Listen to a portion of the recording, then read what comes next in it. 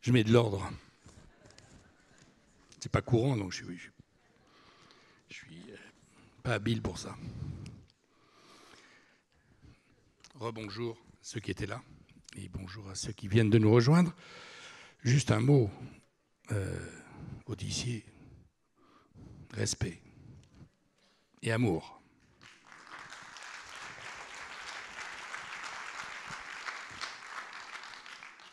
Alors, souvent, on dit de quelqu'un qu'il n'y a pas besoin de le présenter. Alors, en général, c'est une politesse pour dire à une personne qu'elle est connue de tout le monde. Et en général, malheureusement, c'est suivi d'une longue présentation de toutes les qualités du monsieur ou de la dame en question et de son itinéraire. Parce que, même connu, on n'est pas souvent connu de tous. Alors, avec la personne que nous allons recevoir maintenant, ce n'est pas le cas. Parce que qu'on soit âgé de 7 ans, avant c'était 77, il faut pousser le curseur plus loin, je crois, maintenant. 90 ans ou plus, personne n'a échappé à Michel Drucker. Impossible. Qu'on soit jeune, âgé, riche, pauvre, homme, femme, diplômé, pas diplômé, aucune importance. Michel Drucker est entré chez nous, dans nos têtes. 55 ans de carrière télévisée sans interruption. Alors, je crois que c'était un record de France. Je me suis penché sur les télévisions étrangères, aucun équivalent. Donc, Michel Drucker est recordman mondial à ma connaissance. Peut-être ai-je oublié une ou deux informations, mais voilà, c'est un record absolument inégalé. Personne n'a été 55 ans sur les écrans. Alors, à l'heure du dégagisme, on peut se dire c'est quand même bizarre. Et on peut me demander aussi, m'interroger sur le fait, mais qu'est-ce que ça a à voir avec le sujet des 3 jours qui nous concernent ? Demain, un monde nouveau. Point d'interrogation. Quel rapport avec Michel Drucker ? Eh bien, vous allez le savoir en l'écoutant pendant l'heure qui vient. Et on va essayer d'éclaircir le mystère Drucker. C'est plus compliqué qu'on croit et c'est plus intéressant qu'on pourrait l'imaginer. Voilà, je l'appelle.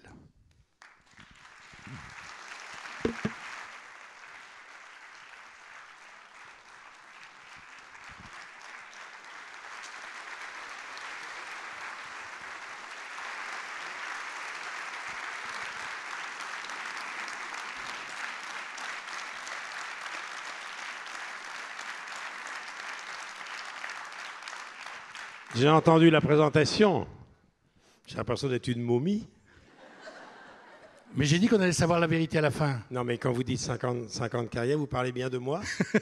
Parce que je suis le premier étonné, j'arrive pas à le croire. Hein. C'est pour ça que vous restez debout, pour montrer que vous êtes vigoureux. Non, toujours. mais moi, vous savez, moi, par des formations professionnelles, je peux rester debout un moment, ou sur mon vélo, mais il est resté en coulisses, avec Christian Laborde.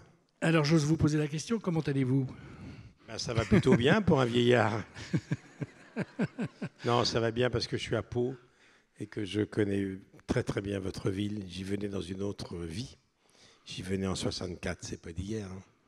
J'y venais en 64 avec Roger Coudert quand j'étais son assistant, la section rugby. paloise. Rugby. Oui. Car il y a beaucoup de jeunes qui ne savent pas que dans une autre vie, j'ai été reporter sportif.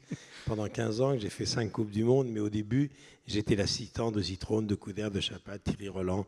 Et Roger Coudert m'amenait souvent ici. Et puis, il m'est arrivé de commenter des courses de voitures de Formule 2 dans les rues de Pau. Et puis après, je suis venu souvent et puis j'ai rencontré un monsieur qui est mon voisin à Paris, avec qui j'ai beaucoup sympathisé. On est devenus amis, qui est monsieur François Bérou, votre maire, que je salue. Je crois qu'il est là.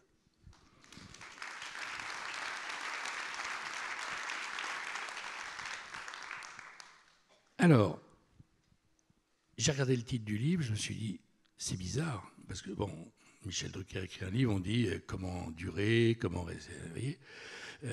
rester jeune, à la limite. Mais quand on lit le titre, il faut du temps pour rester jeune. Oui. Alors on se dit, mais qu'est-ce qui se passe ? Pourquoi il écrit ça ? Et alors, on comprend, en regardant le livre, que en fait, ça vient d'un repas avec Raymond DeVos, où il vous dit cette chose absolument incroyable, et je crois qu'il s'adresse à vous, il dit, vous savez, Michel, je vais arrêter de vieillir. D'ailleurs, j'ai arrêté. vieillir, c'est pas bon pour la santé. C'était un sketch d'ailleurs qu'il a créé devant moi. C'est dur de rester jeune. Et donc c'est En fait, Raymond DeVos, qui était le magicien des mots que j'ai rencontré quand je suis arrivé à la télévision, il savait que je faisais du vélo et si on veut faire des bosses, des côtes dans la région parisienne, il fallait dans la vallée de Chevreuse. Et lui, il habitait à Saint-Rémy-les-Chevreuses, qui est maintenant un musée. Et un jour, il me dit, Michel, si tu fais du vélo ce week-end avec tes copains, arrête-toi, remplir ta gourde. Donc 8 jours après, c'est le hasard. Je m'arrête à Saint-Rémy-les-Chevreuses, je frappe à la porte. Et il y a Raymond DeVos qui m'ouvre. Et je lui dis, mais Raymond, vous avez une pêche, une forme d'enfer. Il me dit, t'es pas au courant? J'ai arrêté de vieillir. Je dis, mais quand? Oh là là là là, t'as pas été au courant? C'est mauvais pour la santé. Je me suis arrêté de vieillir il y a au moins 10-15 ans. Il n'y a pas que l'alcool et le tabac qui sont nocifs pour la santé. Vieillir, c'est très mauvais. Et là, il se penche vers moi et me dit, je ne te dis pas que lorsque je ne me sens pas observé, je ne prends pas un petit coup de vieux, mais quoi, 6 mois, 1 an, pas plus. Je ne veux pas qu'il m'arrive ce qui est arrivé à mon cousin Bernard. Bernard m'avait dit, Raymond, le jour où tu arrêtes de vieillir, je m'arrête de vieillir avec toi. Aucune volonté, Bernard. Il a continué à vieillir. Il a arrêté de fumer, il a arrêté de picoler, mais il a continué à vieillir. Chaque année, il prenait 1 an. Tu sais ce qui est arrivé? Il vient de mourir. C'est l'hommage que j'ai voulu rendre à Raymond DeVos. Et ça m'a été utile, parce que le jour où il m'a dit ça, j'ai dit, voilà, j'arrête. Donc je me suis arrêté il y a 15 ans. Ça tient bien, hein. Tout le monde me dit... Mais c'est du boulot, hein. Oui. Ah bah ça, on va en parler. Voilà. On va dire donner 2-3 trucs. Franchement, on se demande si... Je peux faire une petite parenthèse? Johnny Hallyday, c'est ça? Johnny qui était... On a débuté ensemble. Et j'ai fait un spectacle pendant 2 ans qui s'appelait Seul avec vous, où je fais des imitations foireuses. Mais celle de Johnny, j'avais vraiment soigné parce que j'avais demandé à Johnny de moi des conseils pour t'imiter. Et un jour, Johnny me dit tu sais que t'es encore pas mal pour ton âge. Je dis on a le même âge, Johnny. C'est quoi ton secret? Je dis Johnny, je ne bois pas. Pas de tabac. Je ne fume pas. Je dors, je ne sors pas la nuit. Je vois les médecins. Je fais du sport. Je mange très peu. J'ai la même femme depuis 45 ans. Et il me dit quelle vie de con. Donc c'est cette vie de con qui fait que je suis encore là. Ah, mais Johnny, je peux vous en parler pendant des heures. Oui. Comme quoi, il n'y a pas de mauvais chemin pour rester jeune. Non, mais en fait, ce titre, le premier titre, c'était « Ça vous fait quel âge déjà ?» Parce que quand je prends le TGV, je vais souvent en Provence, dès qu'il y a un nouveau contrôleur, je donne ma carte senior. Et à chaque fois, il me dit « Mais vous avez votre carte senior? Vous n'allez pas l'avoir depuis très longtemps. » Je dis « Oh là là, il y a très longtemps. » J'ai dit « Je l'ai depuis 15 ans. » Et à chaque fois, il me dit « Mais ça vous fait quel âge déjà ?» Donc, je lui montre ma carte d'identité, tout ça. Et je me suis dit « Je vais appeler ce livre « Ça vous fait quel âge déjà ?» Car j'avais envie de faire un livre sur la... Et finalement, c'est sur les conseils d'Aznavour, qui était mon voisin en Provence. Je parle beaucoup d'Aznavour dans le livre. Oui. Je me suis dit, il faut du temps pour rester jeune. Aznavour me dit, c'est mieux parce qu'il y a jeune et il n'y a pas âge. Mais en réalité, ce livre, il a démarré il y a 2 ans, au moment où il y a un vent de jeunisme, une forme de racisme de l'âge qui a commencé à planer sur mon métier. On m'avait déjà dit, quand on a arrêté Champs-Élysées, j'avais que 45 ans, que j'étais démodé, que j'étais un homme du passé, qu'il fallait me relooker, que la télé de demain passera ni par moi, ni par Pivot, ni par Martin. Comme dirait Johnny, ça m'a foutu un cul. Et des années ont passé. Et 30 ans après... C'est ça qui est incroyable, franchement. 30 ans après, il y a un patron, il y a 2 ans, qui m'a dit, Michel, il a arrêté le dimanche après-midi, on va rajeunir les marques. Je dis, alors ça y est, ça recommence. Je suis rentré chez moi. 2015. Je suis montré dans la salle de bain. Je suis regardé dans la glace. Et j'ai dit à ma femme, est-ce que la marque a tellement vieilli? Et ça a déclenché le début de ce livre, qui est un hymne au Seigneur, mais qui est un livre qui essaie d'expliquer, avec aussi pas mal d'humour, avec des exemples, parce que je parle du métier, qu'on ne peut rien faire contre l'âge. Et Aznavour m'a dit une chose très très juste. Évidemment, vieillir, on ne peut pas l'éviter, mais ça ne veut pas dire devenir vieux. Entre prendre de l'âge et devenir vieux, ce n'est pas la même chose. C'est ce que j'essaie de démontrer dans ce livre. Alors, vous dites quand même, donc c'était en 90, il y a 28 ans, quelqu'un de France 2 vous dit bon, écoute, Michel, il faut que tu comprennes que ton temps est passé. Alors, évidemment, vous avez résisté, etc. Une première fois. Je suis parti. J'ai arrêté Champs-Élysées en plein succès. Oui. On ne comprenait pas pourquoi. Et puis, je suis parti dans le privé. Je suis parti sur TF1 pendant 5 ans. Mais vous dites que ça vous a fait un coup quand même, que vous avez des cicatrices de cette affaire. Quand on vous dit à 45 ans, vous êtes un homme du passé, mais je vais vous raconter en détail comment ça s'est passé. Bon. C'est que le patron de l'époque, il n'est plus là, me dit Michel, il faut qu'on se voit pour le renouvellement du contrat de Champs-Élysées, qui, vous en souvenez sans doute un petit peu, marchait très fort depuis 10 ans. Alors, je lui dis, moi, j'étais tellement persuadé qu'on allait renouveler le contrat que je l'invite à déjeuner chez moi. Parce que vous savez, des déjeuners importants comme ça dans le métier, vous êtes dans le 8e arrondissement, c'est pas François Bayrou qui me dira le contraire, et tout le métier est au courant. Donc, il est venu déjeuner chez moi. Et j'avais dit à ma femme, écoute, prépare une bouteille de champagne. On va refêter le renouvellement du contrat de Champs-Élysées avant tout le monde, et je préviendrai les téléspectateurs et puis surtout mes équipes. Très bien, donc moi j'ai une femme extrêmement discrète qui ne se montre jamais, elle est restée, elle me dit je viendrai pour le café avec le champagne. Et au moment du café, le patron est là, elle entend ceci. Cher Michel, je vais être très franc, vous êtes un homme du passé, la télé demain ne passera pas par vous, vous êtes démodé, ou alors il faudrait vous relooker. Oh, ma femme entrouvre la porte avec 3 cafés, elle entend ça, sa frange a fait un demi-tour complet. Elle est arrivée, comme ça, elle lui dit « Bonjour, monsieur le directeur, je suis la femme du has-been de sucre » et elle est partie. La suite, je suis complètement KO debout, il me raccompagne à l'ascenseur, je dis « Mais comment je vais expliquer ça aux téléspectateurs qu'on arrête Champs-Élysées, à mes équipes, tout ça ?» Alors, il voit qu'il a été un peu maladroit, le patron, il me raccompagne à l'ascenseur, je partais, je vais vous dire pour où, dans un instant, parce que ça mérite le détour, et là, il me dit « Je crois que j'étais un petit peu maladroit, cher Michel, écoutez, voilà ce qu'on va faire. » Vous continuez Champs-Élysées encore pendant quelques mois et vous formez un jeune. Ça m'a filé le cul de grâce. Et là, je descends. Ma femme voit que j'étais complètement KO. Debout, je dis quoi ? Je suis has-been à mon âge. Et un taxi qui m'attendait, je rejoignais Gérard Depardieu à Roissy et on partait aux États-Unis pour faire un des derniers Champs-Élysées avec lui, entre autres. Et j'arrive, et Depardieu, je vous ai dit, mes imitations, elles sont foireuses. Et Depardieu me voit arriver, c'était comme ça.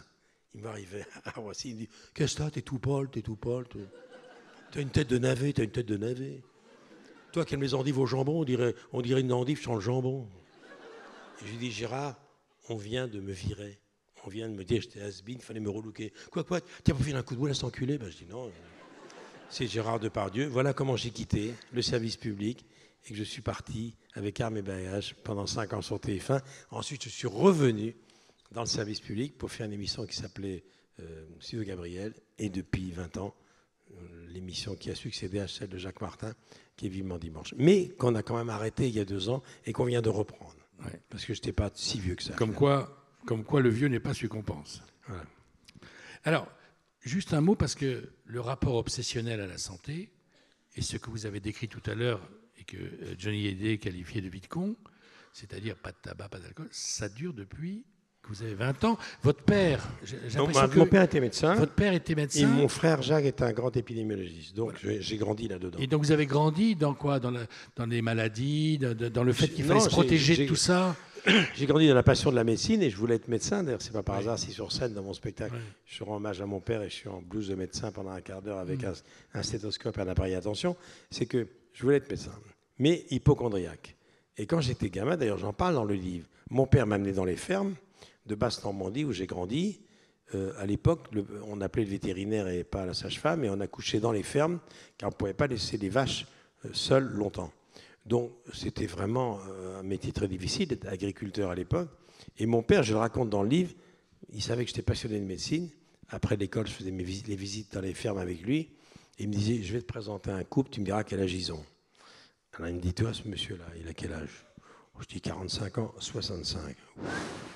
Et cette femme-là, qui est son épouse, 42, non, 72.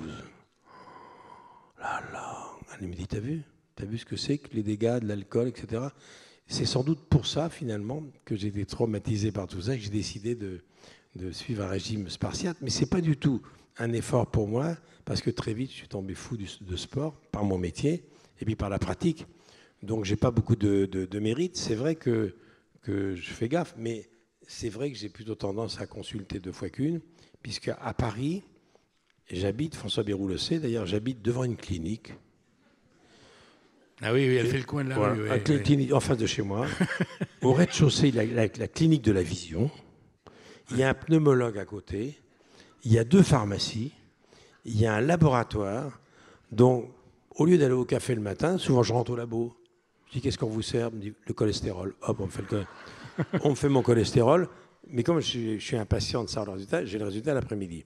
Donc ma femme me dit, tu as tout sous la main, il te montre un psychiatre. Donc c'est vrai que j'ai un rapport avec la santé qui est tout à fait particulier. C'est fou, quoi. Ah oui, vous savez ce que j'ai fait pas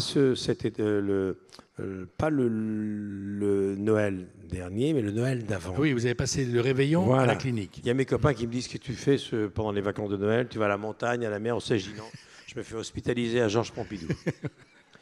Je suis resté en demi-pension pendant 3 jours à l'hôpital Georges Pompidou. Je leur ai dit, vous me faites tout. Mais je dis, vous n'avez rien, faites-moi tout. L'échographie du cœur, du cerveau, tout ça. Ouais. Je paierai ça sur mes propres deniers. Ce n'est pas la Sécu qui va payer. Donc je suis resté 4 jours. C'était formidable. J'adore ce qu'on mange à l'hôpital. Les coquillettes, le jambon, la compote. Il y avait une infirmière qui s'occupait de moi. C'est votre menu habituel, de toute façon. Mais j'étais heureux comme tout. Je croisais des gens qui, eux, étaient vraiment malades. Il y avait mon voisin qui me disait pour Noël qu'il avait eu des bas de contention. J'étais content pour lui. Un autre qui avait un nouveau pyjama magnifique. Et moi, j'étais là avec ma perfusion alors que j'avais rien. Et bien, quand je suis parti au bout de 4 jours... Vous alliez mieux. C'était vachement bien. J'ai eu beau temps, c'était formidable. Et quand je suis parti, le patron de l'hôpital m'a dit, j'ai une très mauvaise nouvelle pour vous. Vous n'êtes pas malade. Parce que l'hypochondriaque, il se croit malade tout le temps. Bien sûr. Ouais. Donc voilà.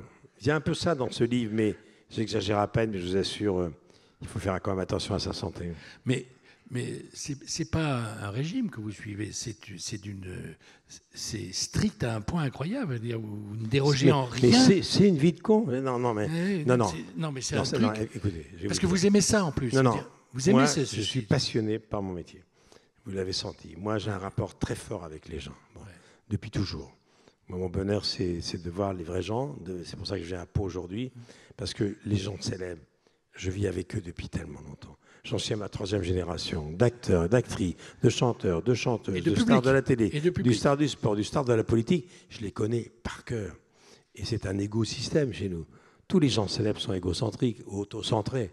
C'est la chanson de Guy Béard, parlez-moi de moi, il n'y a que ça qui m'intéresse. Parlez-moi de moi, il n'y a que ça qui me donne de l'émoi. Donc moi, les gens célèbres sont mes clients. Finalement, mon père disait, mais mon fils, il voulait être médecin, mais finalement, il consulte. Il a consulté le samedi soir pendant 10 ans. Puis maintenant, il consulte les dimanches après-midi. Donc, je suis un peu un médecin des âmes. Et tous mes clients sont des gens un peu particuliers, parce qu'être célèbre, être une star, c'est pas avoir une vie normale.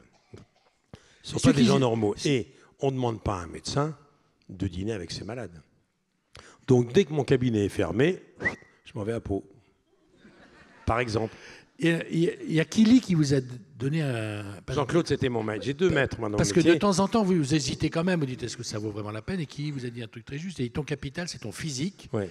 Pour durer, la différence, ce sera ta forme. Jean-Claude Kili, qui est pour moi le plus grand champion de tous les temps, français, qui est triple médaille d'or aux Jeux Olympiques de 68. J'étais là. Il a 75 ans maintenant. Il a fait plusieurs carrières. Il est plus jeune que vous, alors? Oui, un peu plus jeune. Les Jeux Olympiques de Grenoble avec Barnier et d'Albertville, c'est lui. À Grenoble, il était sur le podium avec le général de Gaulle. Les Jeux de Sochi pour Poutine, c'est lui qui les a organisés. C'est un personnage considérable. Donc lui, c'est un peu mon maître, et Charles Aznavour. Et j'ai du mal à parler de Charles au passé. Et à chaque fois que je veux savoir où j'en suis dans ma carrière, j'appelle Jean-Claude, car il me connaît bien. On a eu 20 ans ensemble, pratiquement. Et lui me dit... Si tu veux durer dans ce métier, et comme c'est ma passion, tu ne peux pas entamer. La seule chose qu'il ne faut jamais entamer, c'est le capital santé. Donc, pour moi, ce n'est pas un effort. Je fais 6 heures de sport par semaine, je ne fume pas, je ne bois pas. Je suis sorti une fois dans une boîte de nuit. Avec Gainsbourg et Claude François, ça m'a servi de leçon. Ils ne m'y reprendront plus. Non, parce que, comme je suis hypochondriaque, Claude François, qui était mon pote, et puis Gainsbourg, m'avait dit, écoute, t'es ridicule. Tu présentes des chanteurs, des stars tout le temps. Et tu sors jamais avec eux. Tu sors jamais avec nous. Viens dans une boîte de nuit. Et la boîte, c'était Régine. Régine, c'était la boîte très à la mode de Montparnasse il y a 20-30 ans. Donc moi, boîte de nuit, très bien. Je m'habille un peu et j'arrive à 10 heures dans la boîte de nuit. Fermée. Je vais au café d'en face. Il me dit, mais... Ça ouvre à minuit. Il me dit, mais c'est une boîte de nuit. C'est pas une boîte de jour. Bon... c'est minuit, midi 10 heures. J'ai déjà 3 heures de retard sur mon sommeil, moi. Donc j'ai commandé un sandwich, puis j'ai attendu patiemment que Claude François et Gainsbourg arrivent. Finalement, à minuit, ils arrivent. Je dis, ça fait 3 heures. Mais il dit, t'es complètement con. Il est une boîte de nuit. On rentre dans une boîte de nuit. Gainsbourg me présente des filles incroyables de 2 mètres de haut, des mannequins. Claude, 2 mètres de haut, mais elles avaient, c'est vieilles, elles avaient 17 ans, très bien. Et moi, je suis là, dans mon coin. Et vous savez ce que je dis à la directrice? Il y a un courant d'air. Le mec qui va dans une boîte de nuit, qui dit à Régine, la tenancière de la boîte de nuit la plus célèbre du monde, je crois qu'il y a un courant d'air qui est là, et je vais attraper un torticolis. Alors, et je suis comme ça, en relevant le col, avec Gainsbourg plié en 12, qui était déjà bien alcoolisé. Claude François qui dit, mais profite, regarde, il y a des filles incroyables, tout ça. Et moi, j'ai regardé ma montre, et à un moment donné, vous savez ce que j'ai dit? Je crois que j'attrape une pneumonie. Parce que mon père m'avait dit, ne va pas dans les boîtes de nuit, on est en âge, avec la clim, on attrape chaud, froid. À 1h du matin, je suis parti, je suis arrivé place ici où j'habitais, je suis dans une pharmacie, j'ai pris plein de comprimés, et j'ai pris une verveine et je me suis couché. Voilà ma première nuit dans une boîte de nuit, je n'y suis jamais retourné. Si, une fois, avec Dalida... Vous avez raison, parce qu'il paraît qu'il y a des courants d'air dans les boîtes de nuit. Non, une fois dans une boîte qui s'appelait The Queen, et c'est la première fois que j'étais dans une boîte où il n'y avait que des messieurs. J'étais un peu retardé, hein, je venais de la campagne. Hein. Alors j'ai regardé, j'ai dit, mais il n'y a pas beaucoup de filles. Ben non, c'est une boîte gay. Bon, très bien. Donc, tous ceux qui venaient me voir, c'était des gays. Donc, ça faisait drôle, parce que moi, j'étais pas gay du tout, quoi. Enfin, j'étais gay, j'étais joyeux, mais c'est tout. Et donc, voilà. Et voilà mes expériences de boîte de nuit. Donc, j'ai pas de mérite. Moi, je travaille chez moi tous les soirs, je vois des films, je lis des livres, je me lève tôt, je fais du sport, et puis je suis très heureux comme ça. Et alors, vous avez un conseiller spécial, médecin, professeur de médecine, qui est votre professeur pour arriver centenaire. Le professeur Allard. Le docteur Allard. Le docteur Allard. Quand j'ai fait ce livre, j'ai rencontré un monsieur formidable qui est spécialiste du troisième âge. Alors, je lui ai dit, voilà, je fais un livre sur l'âge. Qu'est-ce que c'est que d'avoir plus de 70 ans quand on est un personnage public, quand on est à la télé, comment on fait pour bien vieillir, tout ça. J'ai dit, rassurez-moi. Et lui, il m'a donné des clés. Ben, il m'a dit d'abord qu'il y a 13 millions de seniors en France aujourd'hui. 13 millions de seniors. Pas mal. On va faire un petit test. Levez la main ceux qui ont plus de 60 ans. Et regardez, on est bien représentés là. Bon. Plus de 70 ans. Pas mal, hein?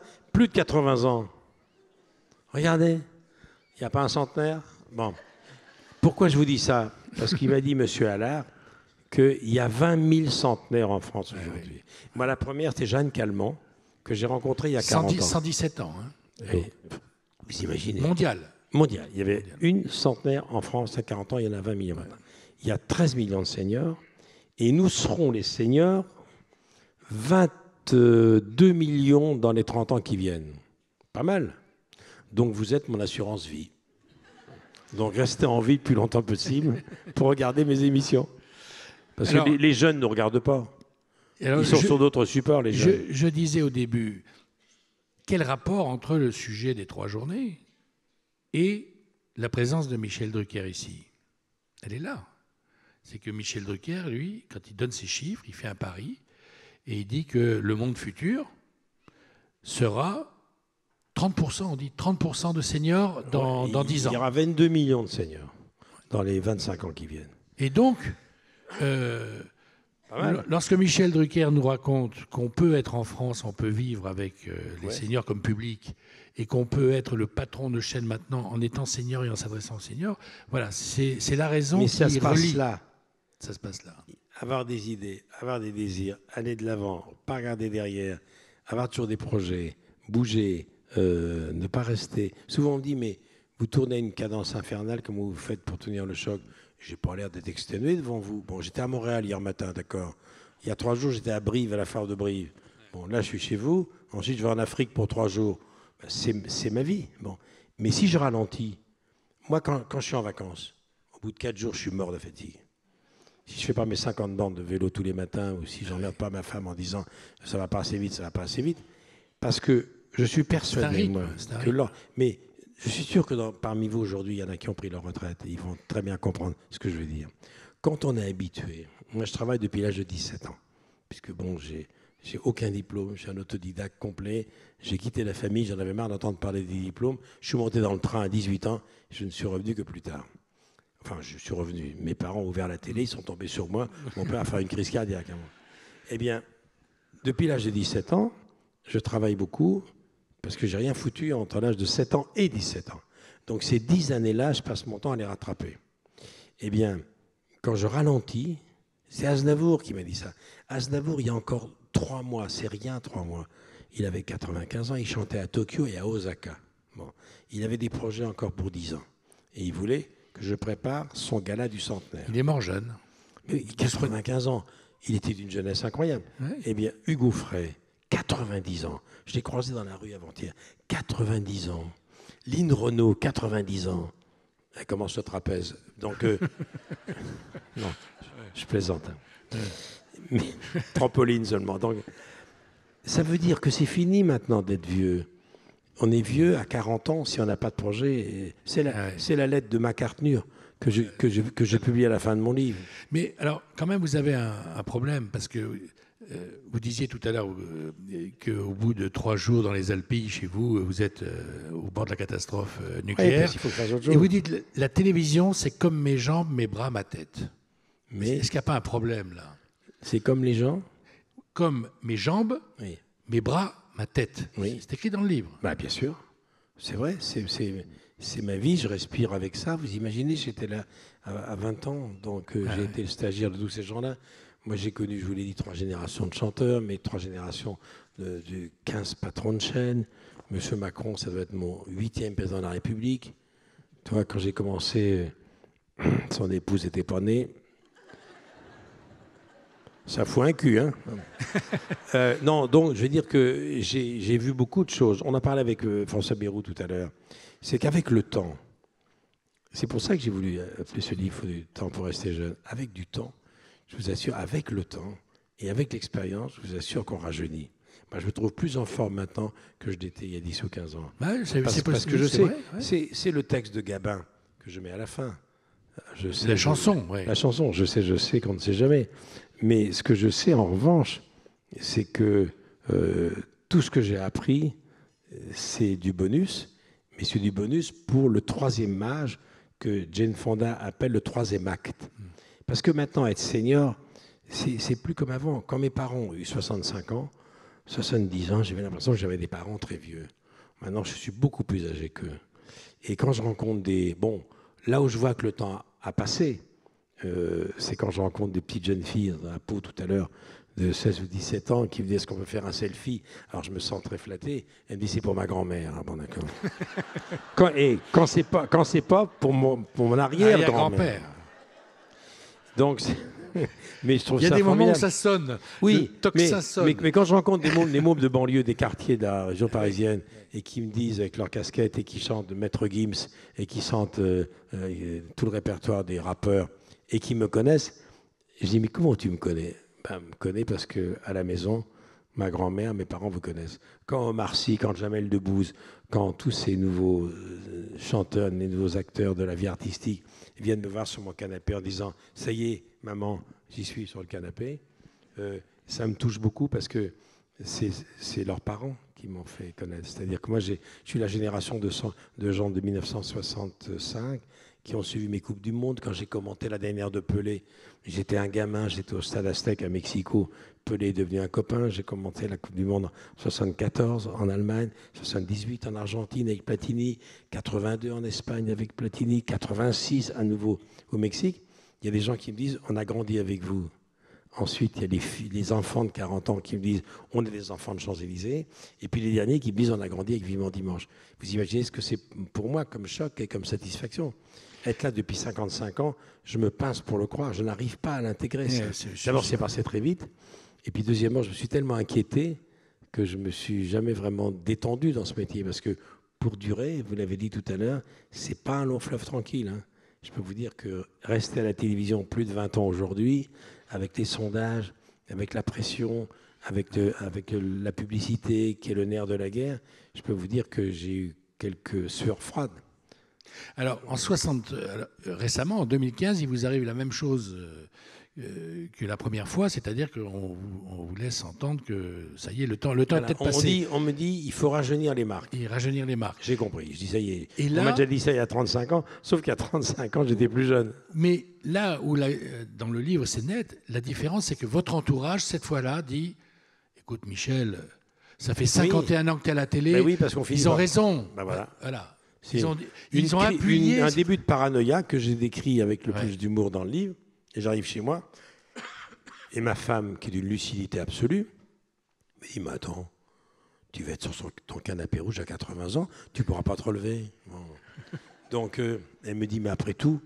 Grosse différence avec la première fois, alors. Mais oui, elle me dit, quand même, tu te rends compte, 5 décennies et demie, tu es encore là, tu es en forme, bah, il vaut mieux que tu dises au revoir maintenant en pleine forme plutôt qu'on te monte la porte. Regardez, en espace de 10 ans, je vais vous faire une liste de gens que vous aimez, que vous connaissez bien depuis très longtemps, qui ont tous quitté la pleine lumière pour la pénombre, si j'ose dire.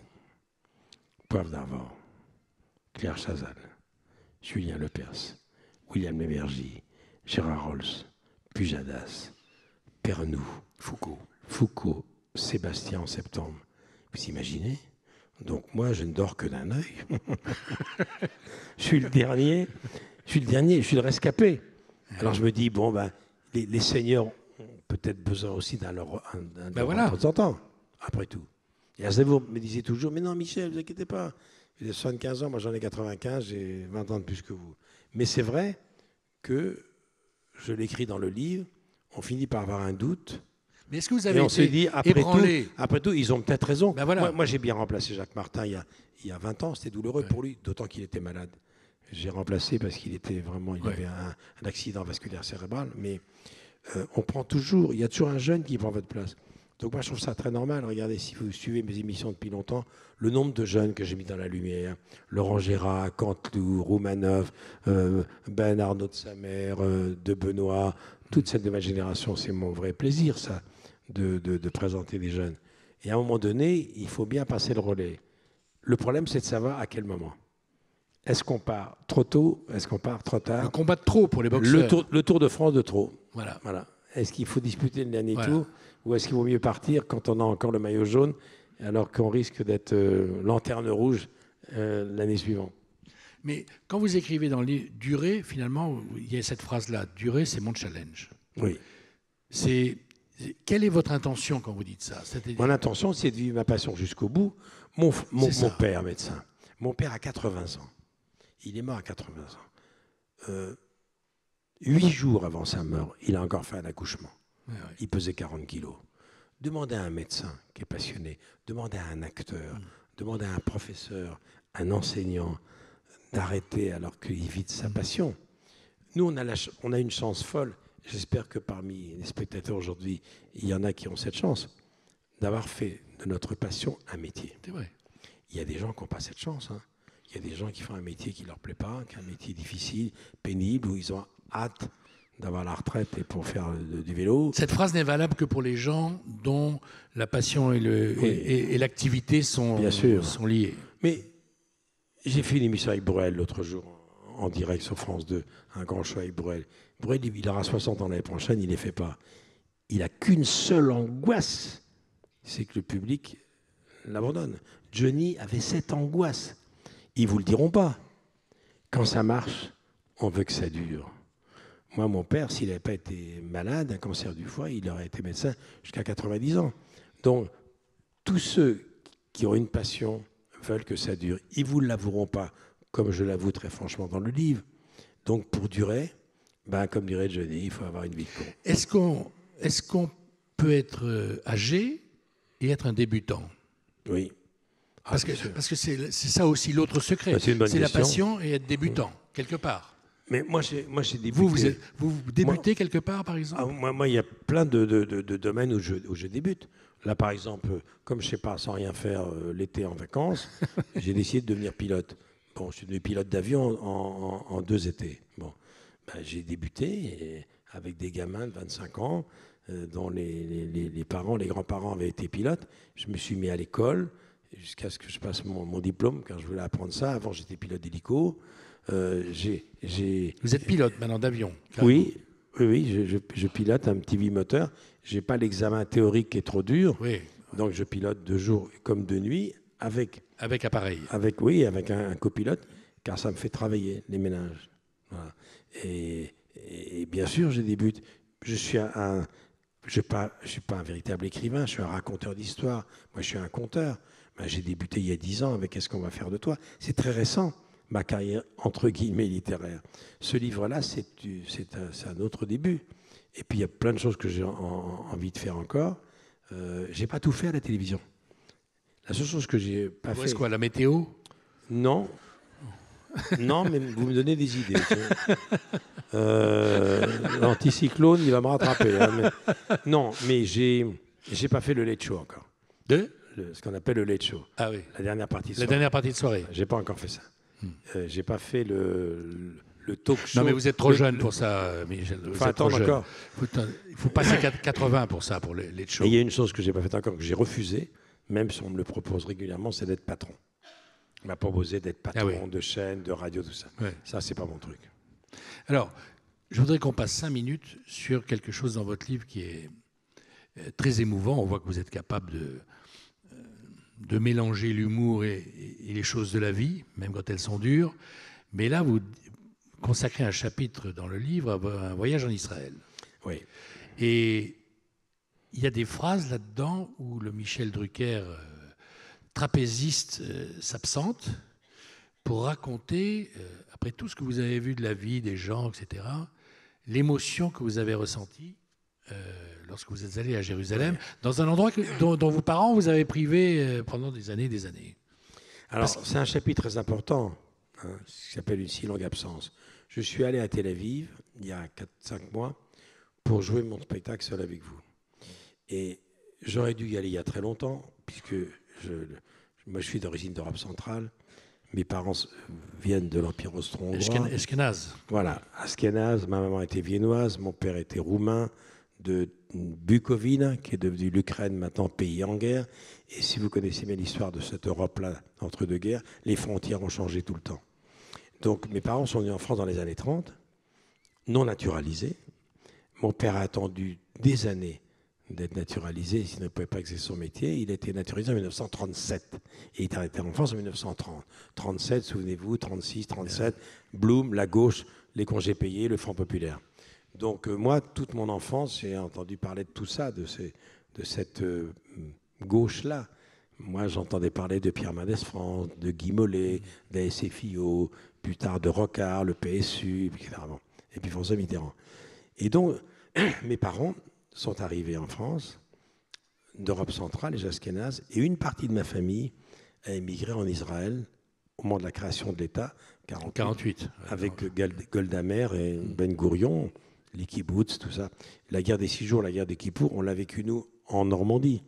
Mais j'ai une tante, la sœur de mon père, qui a quitté la Roumanie dans les années 50 et qui est donc allée là-bas, et un oncle qui était sculpteur, qui était le frère de maman, qui est allé à Haïfa. Donc j'avais 1000 raisons d'aller en Israël.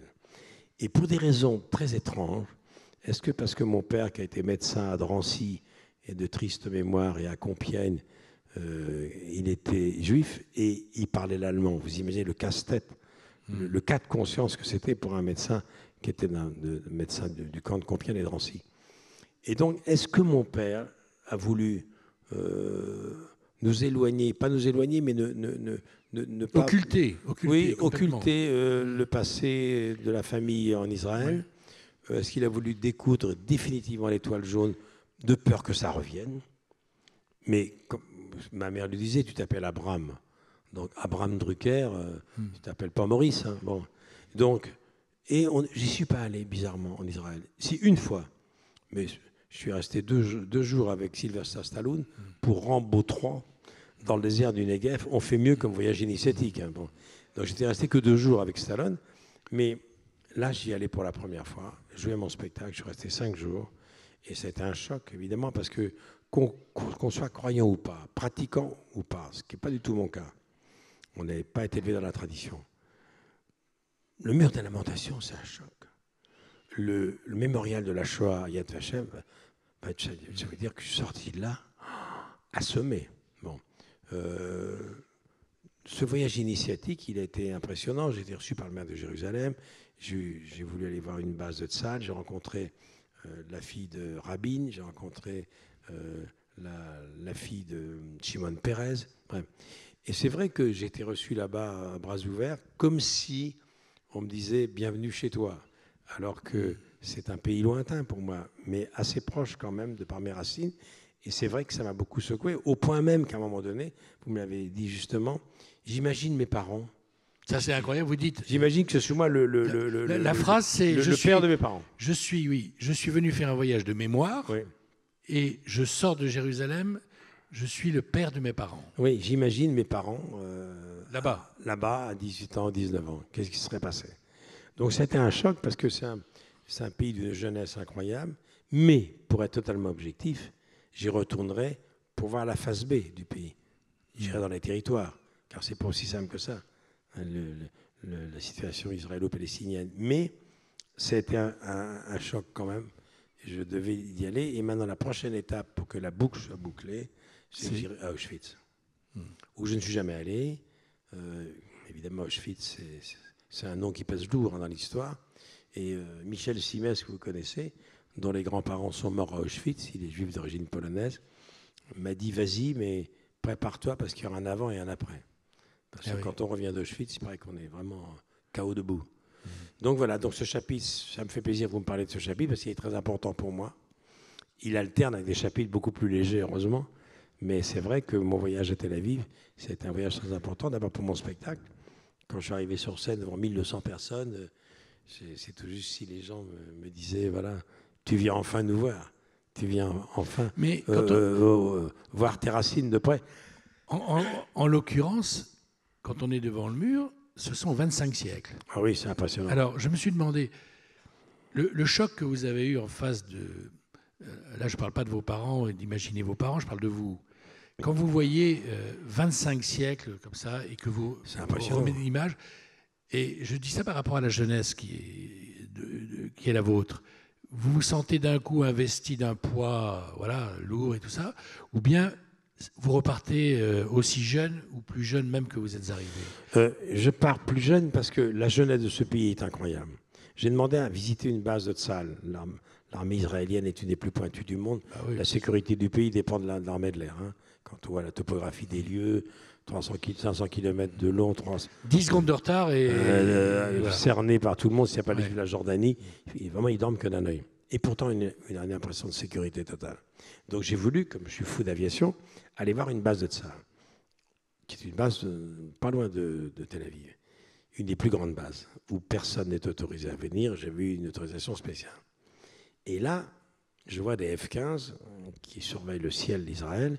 Et les F-15, c'est plus puissant et plus gros que nos Rafales à nous, puisque les armes israéliennes sont américaines. Et j'ai vu des F-15, et le commandant de la base me dit, si vous voulez parler aux pilotes, ils sont en entraînement, il y en a un qui va arriver. Je vois un F-15 qui arrive dans le hangar après un entraînement permanent. Ils s'entraînent tout le temps. Il me dit, on veut mettre un petit escabeau, allez dire bonjour au pilote, il vous connaît parce que mes émissions arrivent là-bas par TV5 Monde et il connaît votre programme. Je monte, il coupe les réacteurs, je monte pour saluer le pilote, le cockpit se lève et je vois un gamin. 18 ans, 20 ans. J'ai how old are you? 23 ans. Pilote de F-15 à 23 ans, vous imaginez ce que c'est? Confier un F-15 qui coûte 100 millions de dollars à un gamin de 23 ans, vous imaginez? Alors je parle avec lui et je lui dis, mais vous êtes en alerte tout le temps? Il me dit tout le temps. Il me dit, dès qu'il y a une sirène, une alerte, on doit être capable d'être dans le ciel 10 minutes après, maximum, avec l'armement. C'est-à-dire 10 minutes après la sirène, ils sont en l'air.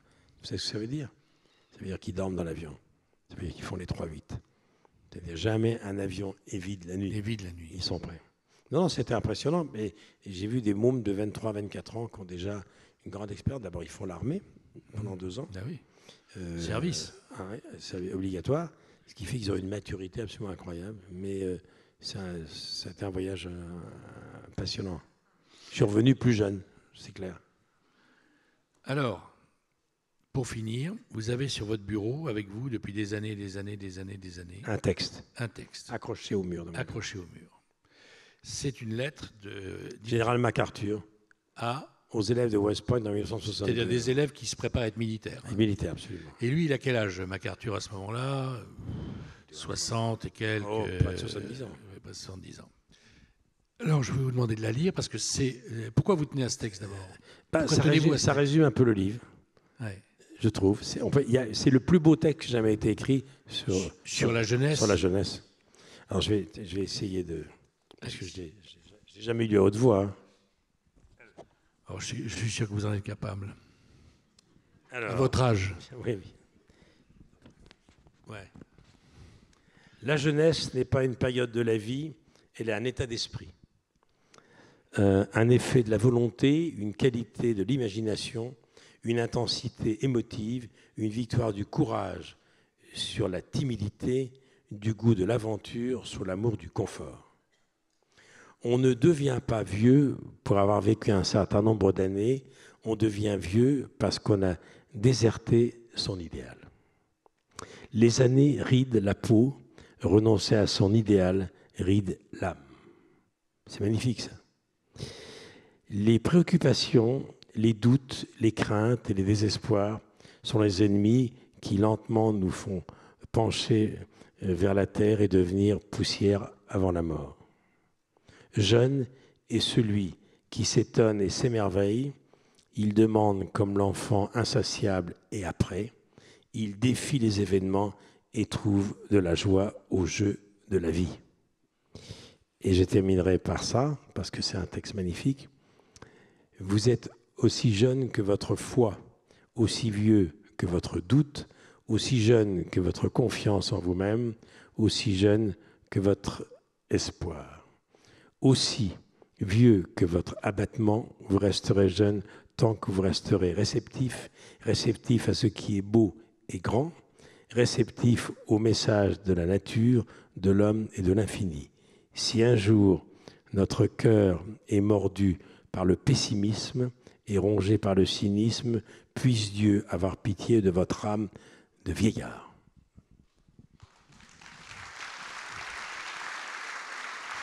Ça fait combien de temps que vous l'avez, ce texte, avec vous? C'est un téléspectateur qui m'a envoyé ça. Je l'ai depuis 30 ans sur le mur de mon bureau. J'ai 2 lettres. J'ai 3 choses au mur de mon bureau. J'ai ça, j'ai la plaque de médecin de mon papa de 1946, qu'un marbrier a retrouvé.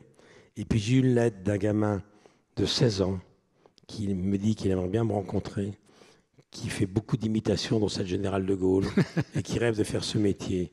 Il a 16 ans. 6 mois après, il restera 8 mois à Bobino, à guichet fermier. C'est Thierry Leluron qui a si bien chanté. On peut terminer par ça d'ailleurs, notre entretien. Il a chanté une chanson que Charles Aznavour a écrite pour lui. Charles qui l'a rejoint avec Johnny. Et la chanson, vous la connaissez. Nous nous reverrons un jour ou l'autre. Merci beaucoup.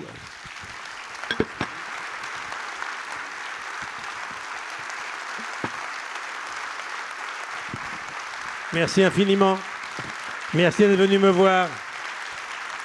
Merci d'être fidèle à mes émissions depuis tant d'années. Portez-vous bien.